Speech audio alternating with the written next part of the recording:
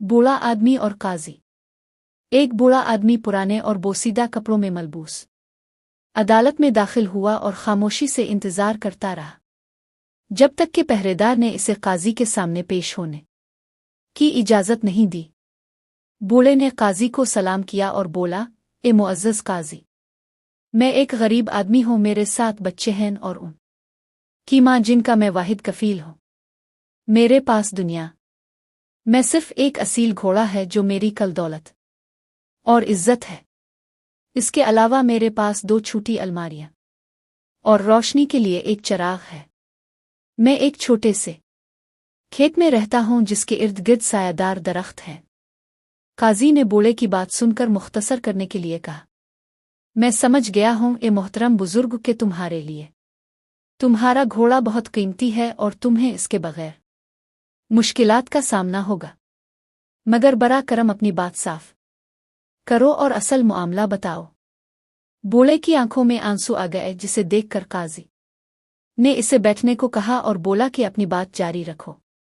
बूढ़े ने कहना शुरू किया, 3 दिन पहले वाली के सिपाहियों ने मेरे खेत पर धावा बोला, मुझे और मेरे बच्चों को मारा पीटा और जो कुछ भी मेरा था वो लूट लिया, खास तौर पर जो हल्की और कीमती चीजें थीं। ए काजी, मुझे इंसाफ दिलाओ और मेरा माल वापस दिलवाओ, उन चोरों को कैद में डालकर सजा दो। काजी ने बूढ़े की बात गौर से सुनी और समझा कि वो मुश्किल में है। एक तरफ वो जानता था कि वाली के सिपाहियों के खिलाफ कोई कार्रवाई करने का इख्तियार इस के पास नहीं है और उसके खिलाफ कदम उठाना खुद काजी को भी मुश्किल में डाल सकता है। दूसरी तरफ वो ये भी नहीं चाहता था कि बूढ़ा आदमी जाकर लोगों से कहे कि काजी ने इसके लिए कुछ नहीं किया।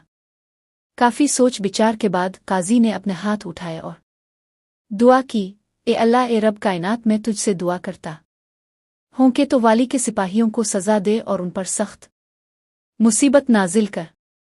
फिर काजी ने बूढ़े को देखा जो अभी भी इसकी तरफ उम्मीद भरी नजरों से देख रहा था। काजी ने कहा, ये लोग जालिम और जाहिल हैं जिन्हें कभी इखलाकी तरबियत नहीं मिली।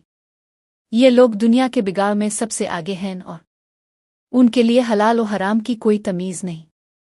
हम अल्लाह का शुक्र करते हैं कि उनकी तादाद कम है, वरना उनकी मुखालफत करना बेफायदा है।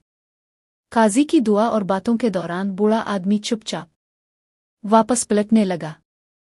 काजी ने हैरान होकर कहा, कहाँ जा रहे हो? बगैर सलाम और इजाज़त के जाना मुनासिब नहीं। बूढ़े ने मोड़कर काजी की तरफ देखा और कहा, अगर तुम जैसे काजी सिर्फ बद्दुआएं और गालियां दे सकते हैं और कोई इंसाफ नहीं कर सकते, तो मैं अपनी पड़ोसन बुढ़िया के पास जाऊंगा जो दिन रात गालियां देती है। वो तुमसे बेहतर है। आ तो इंसाफ करो, आ ये काम छोड़ दो, क्योंकि जुल्म और नाइंसाफी एक लानत है और उससे भी बड़ी लानत वो है जो अक्लमंदों की खामोशी से आती है।